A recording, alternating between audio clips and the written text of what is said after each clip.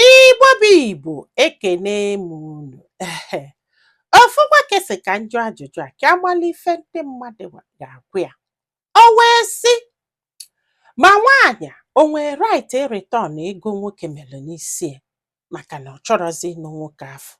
Na ọ bụrụ na gị na nwunye gị bi gị na ya na-abụ wee si okwu, o wee sị na ya chọrọzi wee wele aka ya na-be nne ya, wekwela aka ya wele gị mee n'isi ewetelu gị dobelu gị jakwalụ.